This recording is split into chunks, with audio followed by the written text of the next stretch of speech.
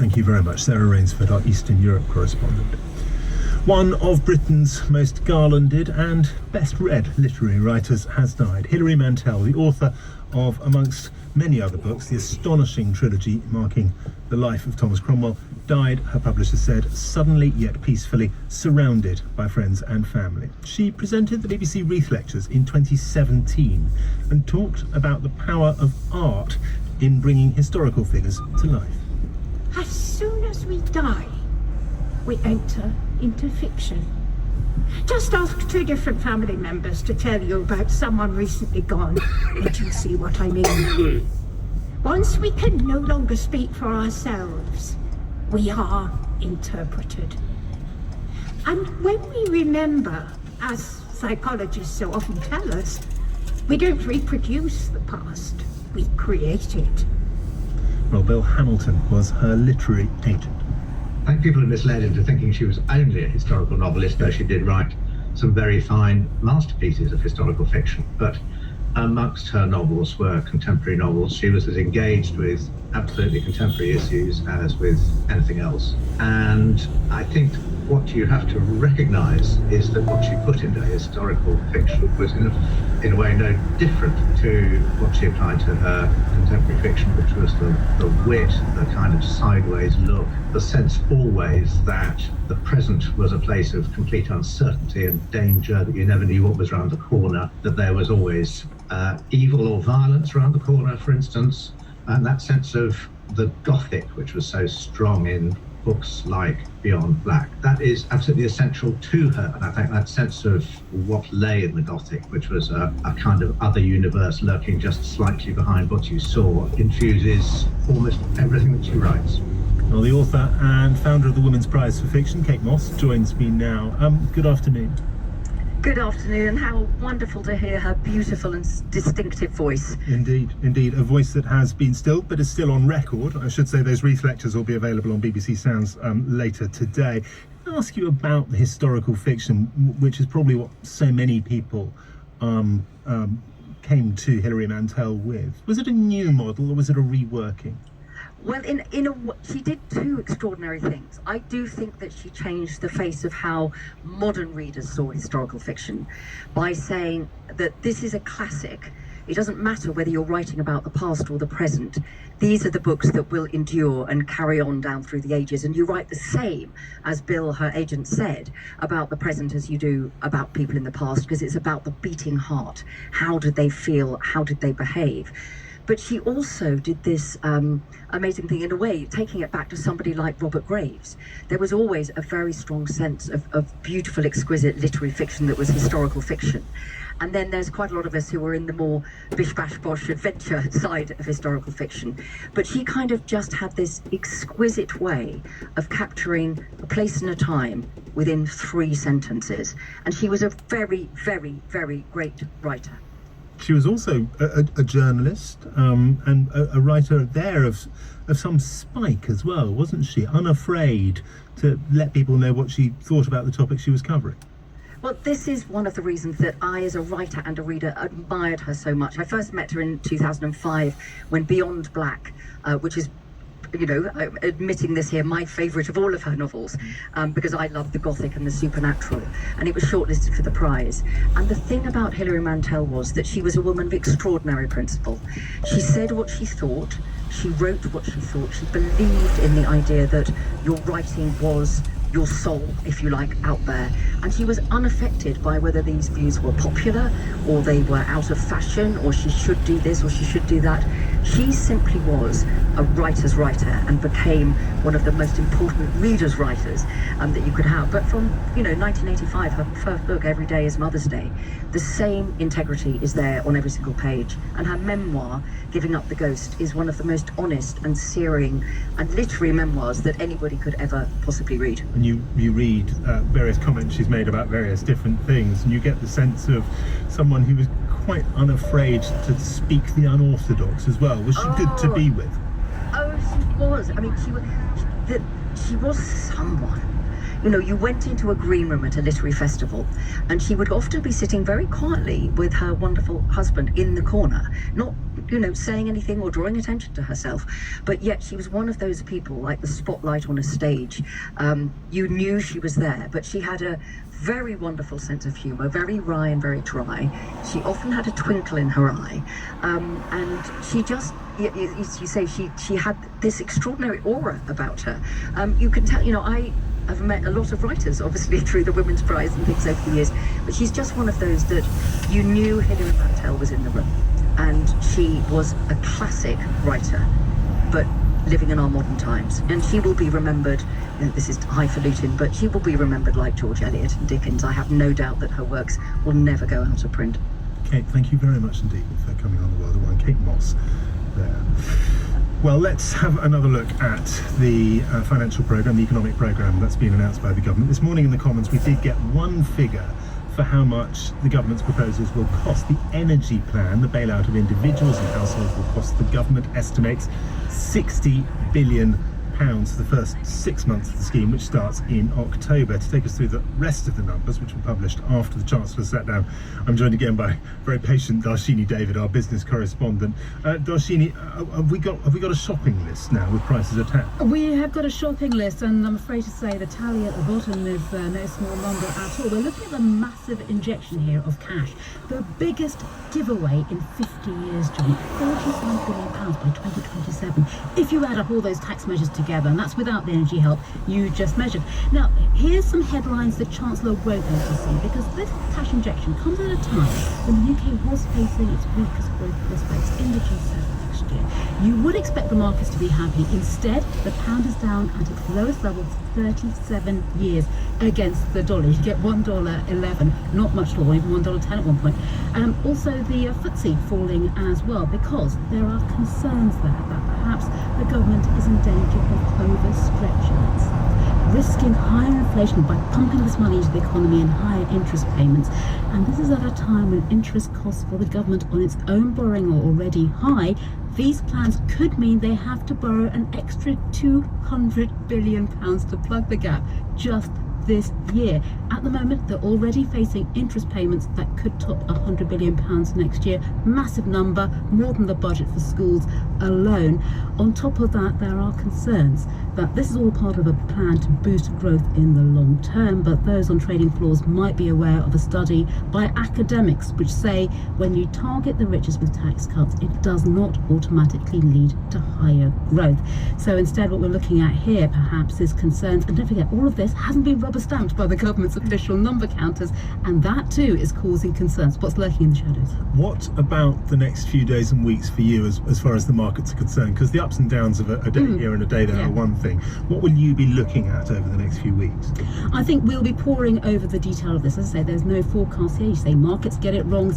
The kind of players haven't seen this before, but quite frankly, we'll be looking at how this all breaks down. Are these numbers credible? Who benefits? One estimate right now, I should say, if you're on £1 million, you're going to gain £55,000. Some bankers will be smiling. Darshini, thank you very much. Darshini David, our business correspondent. Well, the measures outlined today do benefit the rich more than the poor. The Prime Minister, Liz Truss, has said it is fair that wealthier people benefit more. She said to look through the lens of redistribution, I believe, is wrong, because what I'm about is growing the economy, and growing the economy benefits everybody. Our reporters have been out and about in Norwich today asking people if they think the mini budget will make them better off. I mean, yeah, it's going to make a difference to some people, isn't it? But if you're on the breadline and you can't afford a loaf of bread, it's not going to make too much difference, is it? Is spending more money that we don't have. That's the problem.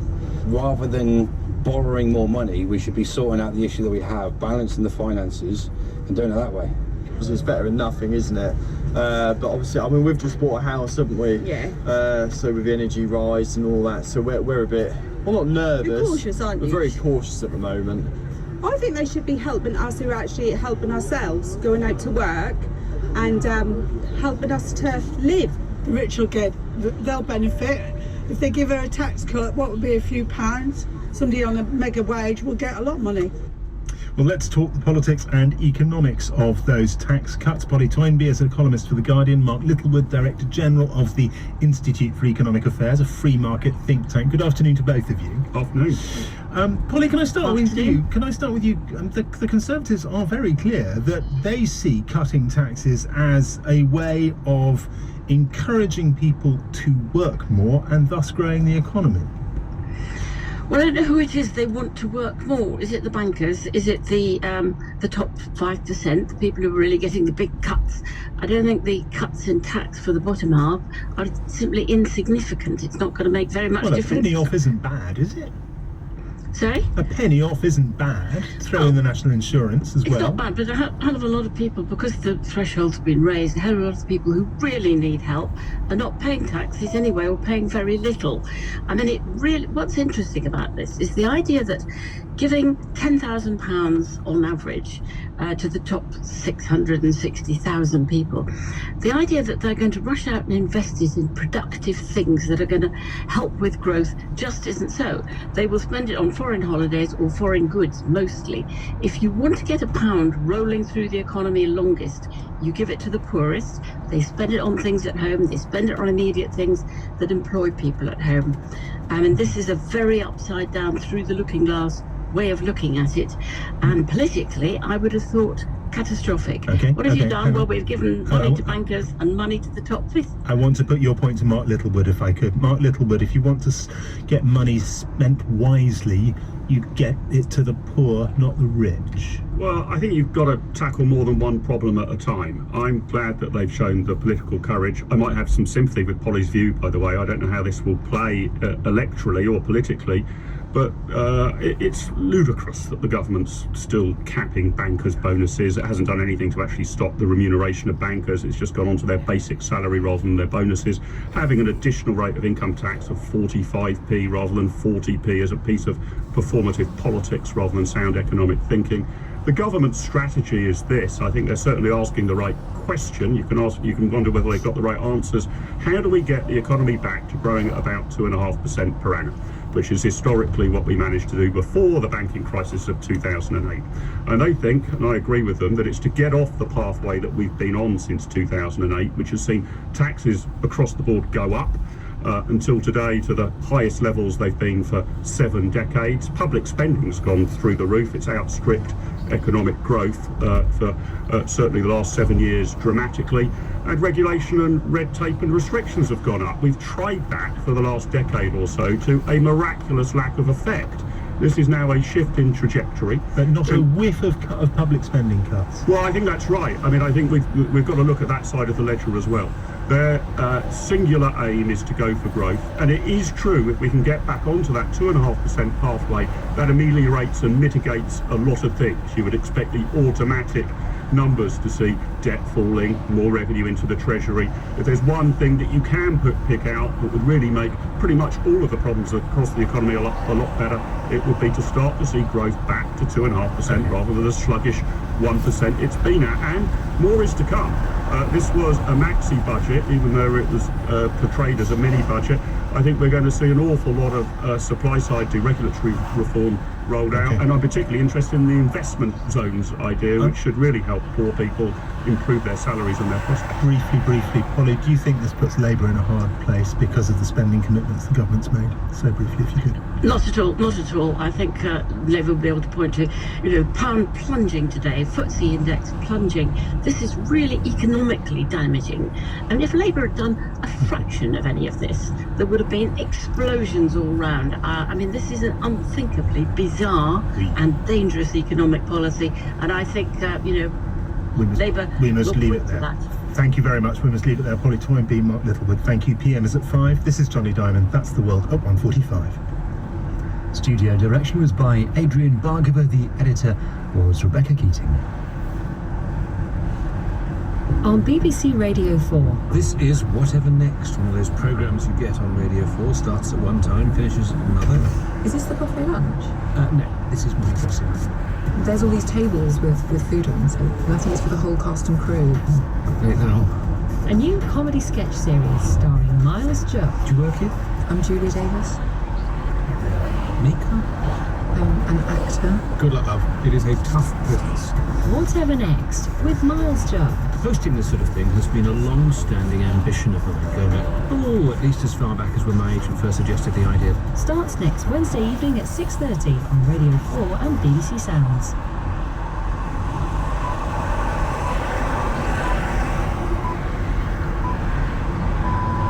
BBC News at 2 o'clock. The Chancellor has brought forward a cut in the basic rate of income tax as part of a major package of measures to grow the economy.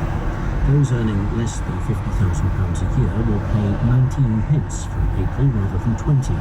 The 45% top rate of income tax charged on salaries of more than £150,000 will be scrapped altogether. Kwasi Kwarteng also confirmed he will reduce stamp duty on home purchases and relax regulations in some areas of the UK to attract more investment. The Director General of the British Chambers of Commerce, Shadwell, believes the plans will benefit businesses. Firstly, the reversal in national insurance contributions will put money back onto businesses' balance sheets as well as into consumers' pockets. The annual investment allowance is now permanently set at £1 million to help small businesses invest.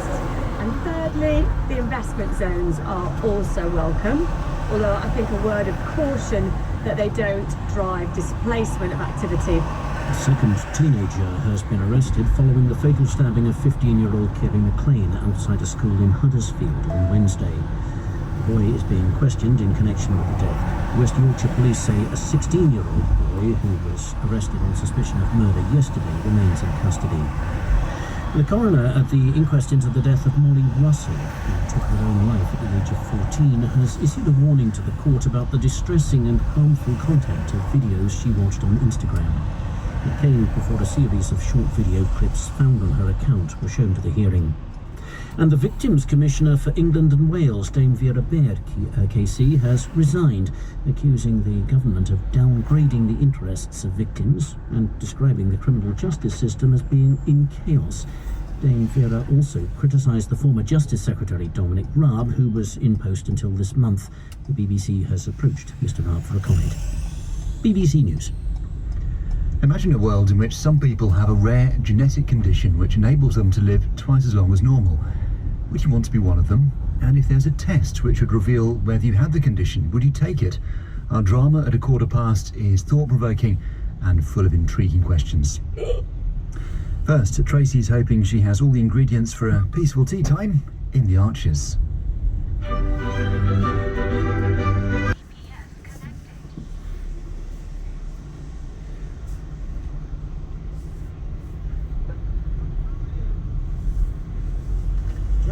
Why did you not tell us you'd spoke to Chelsea? What? She just told us you'd been giving her advice. Why did you not say something when I was here the other day? Look. You know how frantic me and Tracy were. I'm sorry, she made me promise. It's no up to you. You should have said something. Please, just calm down. I want to know what she's been saying to you. Jazza. So come on, tell me. Please. Do you know who the father is?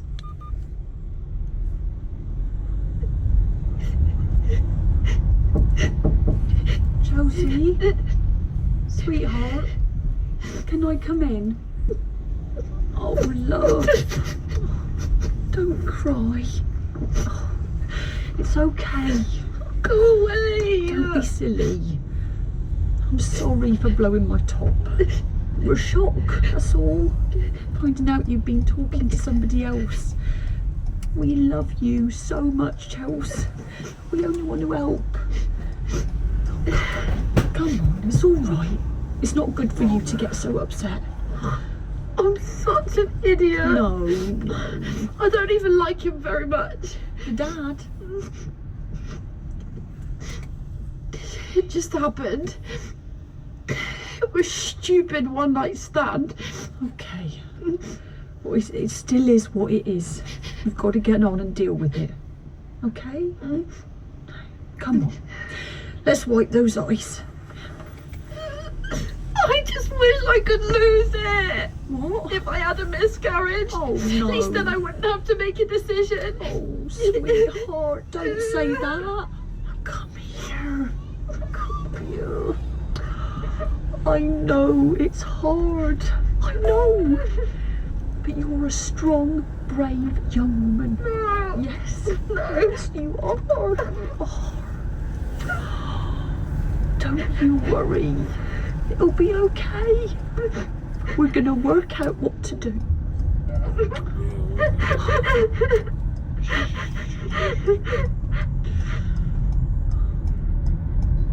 Jazza, I told you I don't know who the father is. Well, what are you doing filling her head with stuff about his rights? You know she was going on about birth certificates just now. Jazza, listen. What do you think you're playing at? If you'd let me speak. Do you want me to explain or not? Aye. Well, go on then. Explain. It wasn't me who brought it up. I was driving back from Hollerton. I spotted Chelsea walking along the side of the road. What was she doing out there? Yeah, good question. I was worried she might be running away again. She might be trying to hitch her lift. So I stopped and picked her up. And? And we got talking. She wanted to know what would happen if she told the father. If he could stop her having an abortion. What his responsibilities would be if she had the baby. What did you say? I gave her the facts, Jazza. I didn't want to be in that position, but she was confused and upset. What was I supposed to do? Tell her to talk to me. Talk to your mum. I did. She said she couldn't. So what would you have preferred? Me not help her? Let her make a decision based on something she only half understood online? No. Well then. You should have told me. Even if you didn't know what to say what she was saying, at least then we'd have known she was confiding in somebody. Instead of just standing there. Jazza. Let me spill my heart out to you. Kidding on that you didn't have a clue. No, and I'm sorry. Now you knew. Of course I am. I felt dreadful. Just imagine if I had said something though. Can you guarantee she wouldn't have found out? And then what? If she'd found out I'd betrayed her trust. You said yourself how carefully you're having to tread. We're all just trying to do the right thing. Aye, well, you don't have to live with it, do you? No. No, you don't. I get you thought you were helping. That's all I was trying to do. But from now on, keep your nose out of your business, right? Brad, could you get the plates out for me? Sure. I'm sorry, Chelsea. I didn't mean to look at your internet history. I thought if I told you it might help. It's alright. Don't matter. What, really? Sure, little bruv. Ain't like things could be any worse. That must be Jazzer. Jazzer, where have you been? You ain't done anything stupid, have you? I've been to talk to Alistair. What did you say to him? I told him it wasn't his place to give somebody else's daughter advice. You did what? Oh, he's the only person who's helped this whole time. How can you say that? All we've done is try to help. All right, Jazzer. Your man's desperate. Right. So tell us, what advice did Alistair give you that was so helpful? Just help me get my head around where I stand, you know, with the law and stuff. Okay. And what are you thinking now? Look, I know you wish this could all just go away.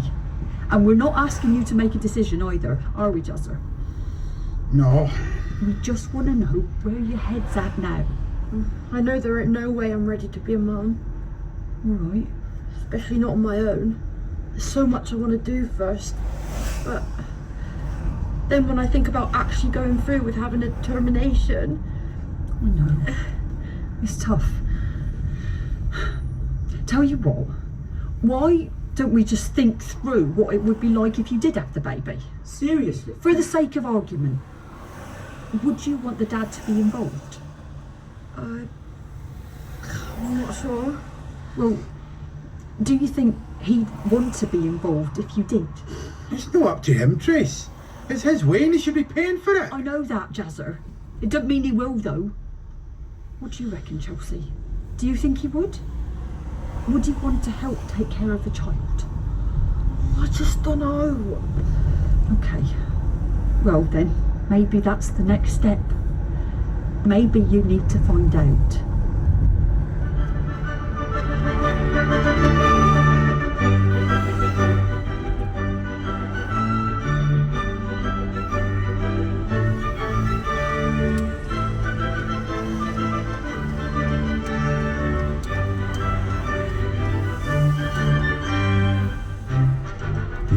We're back at 7 o'clock this evening, and it's a big day for one Ambridge resident. Our afternoon drama imagines a world in which some people live a lot longer than others. That's in a minute. Amisha Glennie returns next week. On BBC iPlayer. Enter a world of ice. into the coldest water on Earth, where 200-year-old giants rule.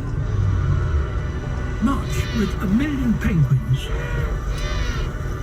and swim 400 miles to find your next meal. This is life in the extreme. Frozen Planet 2 continues on Sunday night at 8 on BBC iPlayer. My apologies, that was of course a David Attenborough. Misha Glenny's series is next Monday to Friday after The World at 1. So now to our new alternative reality drama series on Radio 4. Extended Life Syndrome, or ELS, is a rare genetic condition that makes some people live twice as long. This is 157 Years, Episode 1, Anya.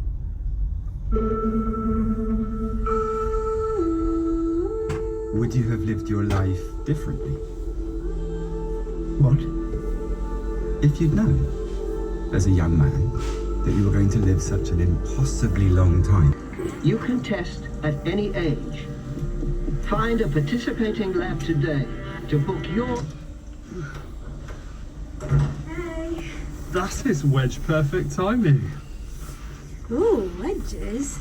Wedges, burgers, little garnish, sweet chili sauce. Oh my god. Sit down, I got this. So Luke is my boyfriend. 6 foot, very handsome. Once ran 800 metres in 1 minute, 46 seconds. If you don't know your athletics, that is quick. Insanely quick. Like, fraction off qualifying for the Olympics quick. So yeah, I'm seriously punching up here. Look at that! Wow, I love it when you go rogue on the eating plan. Yeah. R.I.P. eating plan. Wait, you mean you told Graham? Yep. How did it go? Yeah, not great. Sorry. I told him, you know, I'm 28, I'm not where I thought I'd be in athletics, so running is not in my future, and... Well done, Luke. He took it badly. Yeah? Well, he's been your coach for what, 5 years? Like I was dumping something. He kept saying, just one last season. What did you say? I was like, no, but then he said, do you really want to spend your life in a call centre? And man, I just... This was the right thing, Luke. No. It's what you wanted. Yeah. We can finally go travelling. How was your day anyway? Fine. Except our labs joined the ELS testing scheme. Oh, cool. Not really. No? But you'll be on the front line of science and stuff. Thought you'd be into that. I don't know. Probably only 100 people in the UK have it. Was that it? Yeah. This condition is like super rare. You seen the ad yet?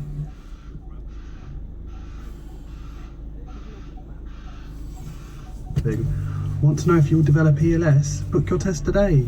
Oh, work is going to be...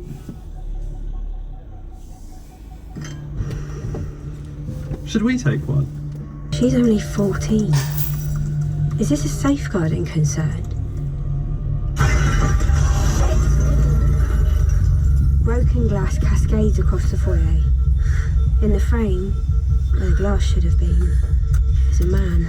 This place is bullshit! You are scum! You know that? You are scum! Anya, stay back. Stay there. You tell people you know their destiny, but you don't! You don't know anything! All right, sir. You need to calm. You can't do this to people! They are real! There are consequences! I know I should be doing something, but I can't. We all just stand there, staring and... You are destroying people's lives! All of you! You are not God! When you think of age, what do you think about? Do you imagine your parents growing old, dying peacefully? Your kids becoming adults? Your hair going grey? That is the natural order of things. But one day, you get a text. And that order is exploded. All the expectations you had for your life are fundamentally altered in an instant. What do you do?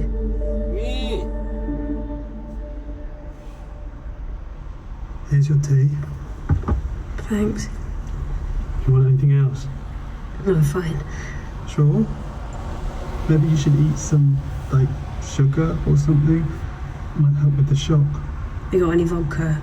Yeah, not sure that's a very good idea. Yeah, I know, I was joking. Right. Some real nut jobs around, aren't there? I don't know. I mean, he attacked the lab and threw a brick at you. Sounds pretty nut job to me. We don't know what he was going through. Yeah, but come on. Sure, maybe he's a religious nutter, or maybe his wife left him. He could have known someone that was positive and killed themselves. We don't know. Okay, fine. I was just... I'm sorry. What did you want to talk about? You left a message. It doesn't matter. I'm fine, honestly. We can talk if you want. No, it's not important right now. Have you taken a test, Luke? You have, haven't you? When did you take it? Today. Why didn't you tell me? I am telling you. Before you took it? Because I knew what you'd say. How? You didn't even give me a chance. Every time I've tried to talk to you about testing, you've been like, not now, we'll talk later. So you've taken a test to force a conversation? Anya. Because Jesus, Luke, that is pretty manipulative. I need to know, okay? Because this is my future. It's our life, and I need to know what this means for us. Because Luke, when I'm 80 and I'm frail, will you stick around to care for me? Because why would you do that? You'll leave, won't you? No. Really? Is that what you think of me? I don't know, Anya. Because we haven't talked about it. And if we keep playing it your way, it feels like we won't until we're actually living through it. Okay. I'll take a test. Happy? Yeah.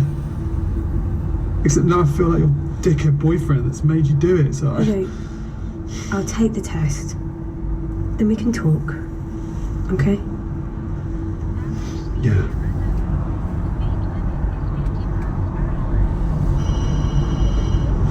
At work, I take an ELS kit from the mountain of boxes in the office. I fill out the online form. I spit in the tube. Tarek? I've done a test. Yeah, add it to that samples box. We'll get to it later. Okay. Sort of hoped you'd do it now. I guess I'll wait to get my result by text like everyone else.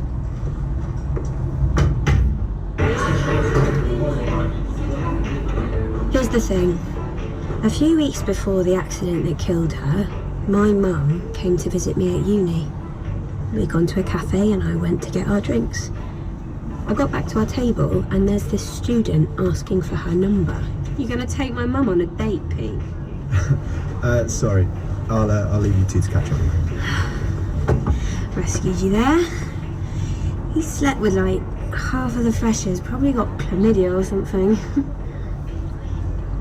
Are you alright? And for a second I see it. I see her not as my mum, but as who she is. I know she's in her 40s, but to look at her, actually, she could be a student.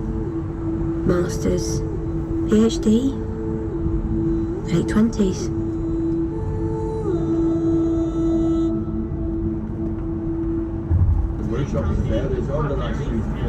This was back when no one understood how ELS worked. I just thought she looked good for her age. I don't feel ready to be told I'm an Elsa. I don't know what that means. How does that girl feel? Lucy... Connie. There she is. Sample not processed. Maybe I don't need to destroy the sample. If there's no patient data to match it to, then that vial of spit is just, well, a meaningless vial of saliva. So, what if I delete her? Anya, could you call the test kit supplier to see if the orders... Anya? You okay? Yeah. I'm fine. I just took an ELS test. Did you? Yeah. Sorry, my head's a bit... We're all doing them now, aren't we? Sorry. I should be on silent. Look, when your result comes back, whatever it is, you let me know if you need support. Okay? Yeah. Okay. I checked my phone. Luke. Can you talk? No, I can't just go on a break whenever I'm positive.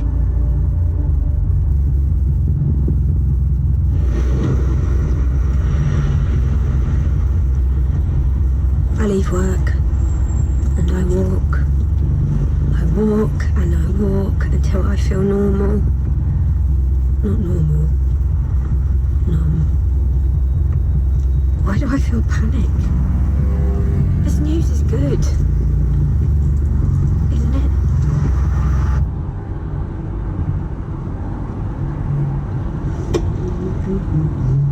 Luke? Oh, sorry. Did I wake you? Are you drunk? No. I had 2 pints. Luke, you don't drink pints. Where the hell have you been? At the pub. You didn't get the message? No. Oh, my phone died. I asked Graham to text you. Graham and pub are 2 words I have never heard in the same sentence. It smells like kebab in here. Why were you with Graham? Celebrating. I'm positive, baby. Yeah, I know, but... Certified in his prime, Elsa, right here. Really does smell like kebab. Wait. Anya! Oh, and you put chili on it. So good. I don't understand. I thought you'd celebrate with your mum or me. I didn't think... No. You see, I'm not 28. Well, I am 28, but my body is... I've got years of 28. Like an extra decade of productive training ahead of me. Okay. So I got my results, right? And was like, shit, I have to tell Graham. And he said, just come down tonight. So I went and I ran with the guys and I was on fire. Feet barely hit the ground. I flew around that track. Luke. Then Graham asked how I felt and I realised for the first time in months, I felt like myself. Because I have something now I didn't realise I had. And that is time.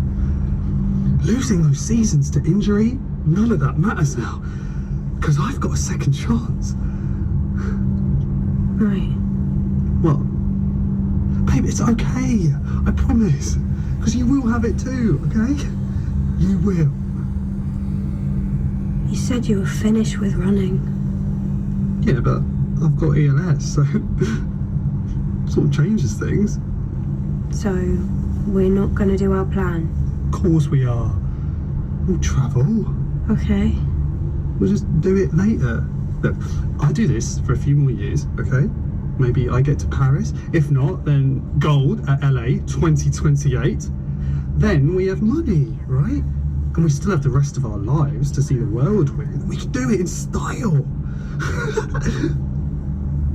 No. No? I can't do it. What?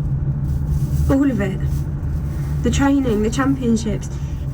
Desperately hoping you'll win. Picking you up when you lose. You don't believe I can do it? No, That's pretty hard to hear, Anya. that's not what I'm saying. I want us to live now. I want us to build something together, not put everything on hold because of... What are you doing? I think I'll crash at my mum's tonight. Look, come on, don't you get what I'm... No, because this is really important to me. And the fact you don't get that is... You're not listening. What do you mean, put everything on hold? Luke. Like, is that what you've been doing the past 6 years? No, I'm not. I don't need this. Luke. Wait.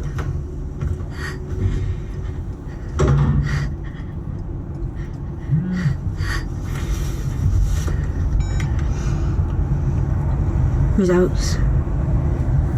Your genetic test for the ELS variant is negative.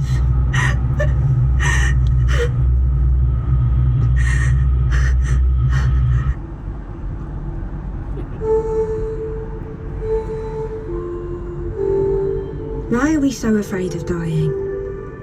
Is it because even if we're the lucky ones and there's someone with us holding our hand, the experience of it, the actual dying bit, they don't do that with us. We go through that alone. Hey. Hi, yeah. The fact is, death gets you. Whoever you are. Elsa or not. So is this obsession with how long we've got helpful? Wouldn't it be better to not know and just live? Genomics. In the lab, results are checked, double-checked again. But at the end of that process is an administrator. I'm popping out for a coffee. Do you want anything? Oh, yeah. Hot chocolate? Thanks, Esther. Okay, back in a bit. Someone that prints the letters, sends the text with your results. Someone like me. I log into the messaging system.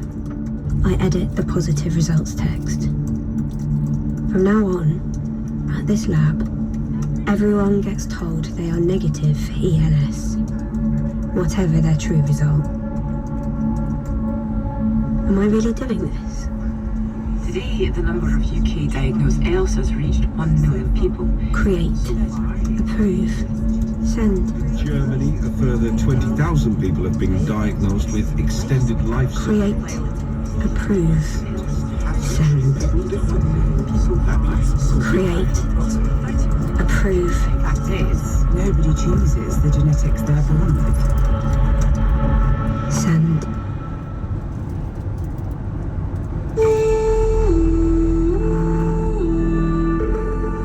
157 Years, Anya, by Marietta Kirkbride, stars Rose Wardlaw, Rajivan Varsan, Jessica Moraine, Asif Khan, Claire Corbett, and Anton Lesser, and is an Aphonica production for BBC Radio 4.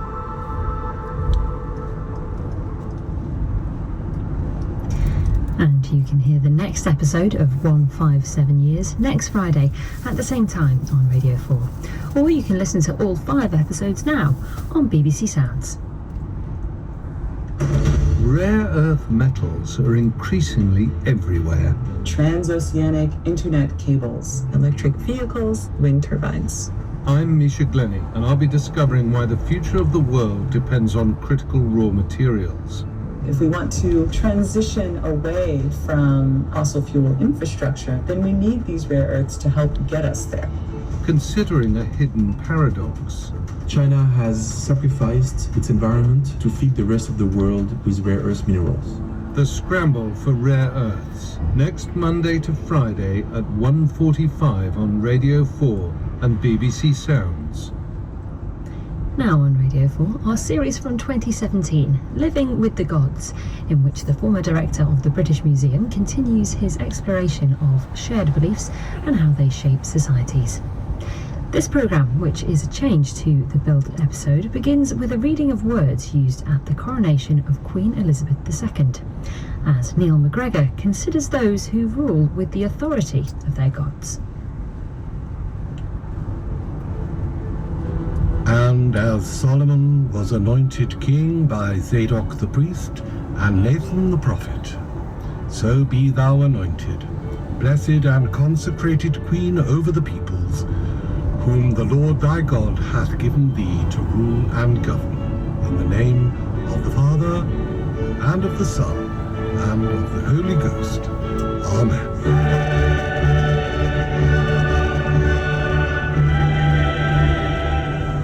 The 2nd of June, 1953.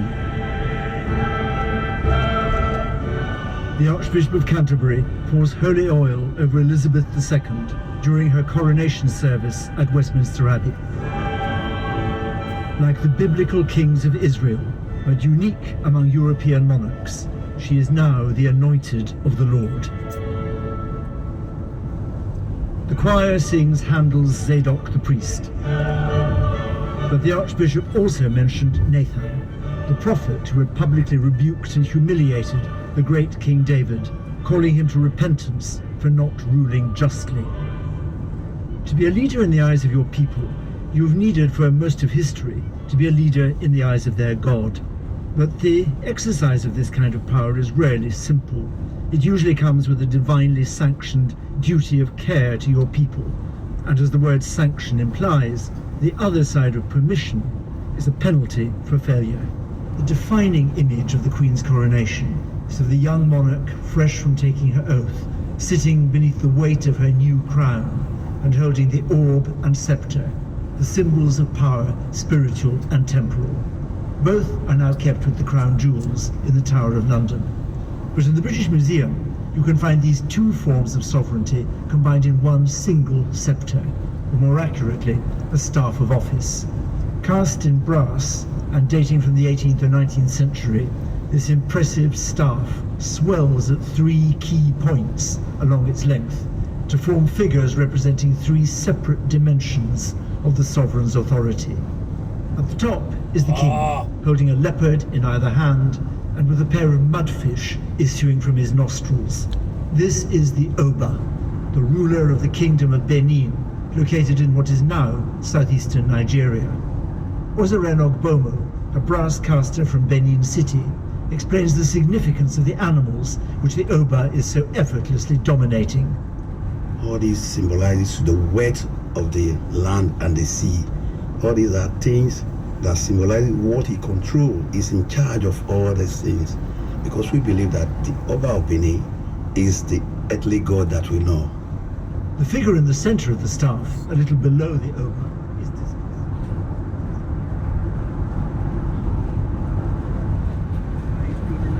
1960, where the Irish rise up to fight for independence. But at the end of the First World War, Ireland is still constitutionally linked to Britain. And so when the 1918 legislation is passed giving British and Irish women over the age of 30 the vote, it's the same for Britain and Ireland, but it's Constance Markievicz, an Irish woman, who actually gets elected to Westminster. None of the British suffragettes succeed, not even Christabel Pankhurst. And in 1922, when Ireland is now an independent 26-county free state, they give women from the age of 21 the vote. And so Ireland is 6 years ahead of Britain in that, because Britain doesn't have equal franchise until 1928. So I think when I look at the list of countries and what year they gave women the vote, there's wild differences, you know, from New Zealand to Ireland to the UK to Saudi Arabia, who did it in 2015. They all happen at very different times. And as the world becomes more connected, and as we have, you know, technology that connects us all, things feel less insular, things feel more connected, and I think we've seen that with the repeal of Roe v. Wade in America, and how that has, you know, spurred other countries to reassess or to start thinking about their own abortion laws. It feels that we're living in a time where, you know, the legislation when it comes to women and women's rights in one country really can spark off, to the betterment or the detriment, really can spark off legislative changes in other countries. It can, and women have always been connected. You know, the suffrage movement was a global movement. They had a paper, Just Suffragey, that covered news from other countries. Women, even though travel was more difficult, women did travel to each other's countries and talk about what was happening. And during the First World War, women set up the Women's League for Peace as women globally again tried to intervene to stop war. So when it comes to an attack, this fundamental attack on women's rights now in terms of abortion rights, again, there are global movements of solidarity there with women, and the fight back would continue at a time when, say, for example, the south of Ireland didn't have abortion legislation, there was great support from feminists around the world for that. And we'd seen it in Westminster, how Labour MPs, for example, like Stella Creasy, was very to the fore in trying to get Westminster to take responsibility to Northern Ireland and abortion. So women support each other on all of these different movements around the world. So sometimes there's a lot of progress, and sometimes, there's an attack on women's rights. And we're certainly at that moment in history at the moment.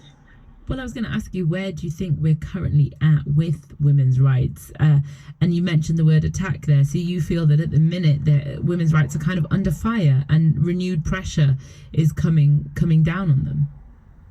I think so. I mean, I don't think that one can ever be complacent. I mean, in the south of Ireland, there was huge, rightly, jubilation when the Eighth Amendment was appealed, and we now have legislation for abortion. But and in Northern Ireland, we have legislation now. Abortion isn't illegal anymore, but it's implementing reform. It's getting to make sure that the medical profession are providing those, that there isn't any heel dragging by politicians. And equally in America, although Roe v. Wade has been repealed, not every state has outlawed abortion. And you can see very courageous doctors standing up for women's rights, even at the detriment of their lives. So there's always been this ebb and flow, and really I think it's so important that solidarity is maintained on a global basis. And Poland is another area which, had very progressive laws and is now become an extremely conservative country where abortion is very difficult to obtain.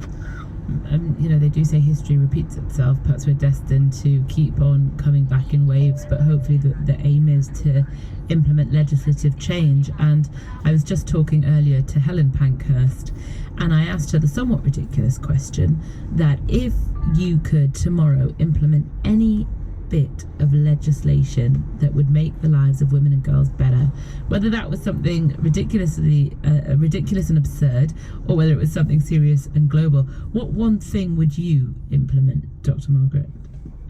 I think free and really well-resourced childcare for everybody, for every woman, I think would be wonderful, because it's often seen that those of us who campaign, say, for abortion rights are kind of anti-children in some way, which of course we're not. We're totally pro-children, but also wanting to make sure that women continue to have opportunities to progress, and their lives don't stop until their children are 5 years old, for example. Equally, we don't want to just shunt children away. We want them to be in happy, progressive places. So I think that would transform so many lives. A brilliant idea, one that I didn't even think of, so I'm glad you've placed that seed in my mind. Dr. Margaret Ward, it has been such a pleasure talking to you. Thank you for your time. Thank you very much, Salma. That was Dr. Margaret Ward, feminist historian and author, and she is incredible thoughts there, especially about free childcare. Actually, not a bad thought. She's the author of Unimaginable Revolutionaries, Women and Irish Nationalism, as well as Suffragette and Sinn Féin. She is widely acclaimed, and it's such an honour to talk to her. I was asking you, give me any law that you want that you would implement tomorrow to make life better for women and girls. What would it be? Keith in Watford's texted in saying you might like this new law, no VAT on sanitary products, and it is compliant of heard in this. Oh, it is a complaint I've heard of in session. Thank you, Keith. Yes, no VAT on sanitary products, something we have spoken about in line with Scotland, who last year, I believe it was, became the first country to provide free sanitary products in public places, which is amazing. I've got another text here saying I would make a worldwide law that all women would have easy and shame-free access to free sanitary products. A wonderful thing to add to that. Absolutely. And Dr. Margaret Ward saying free childcare. What I think that would be. Give me your best, give me your most imaginative, your most ludicrous, any law that you can implement that makes life better for women and girls. What do you implement tomorrow? 81333 on the text.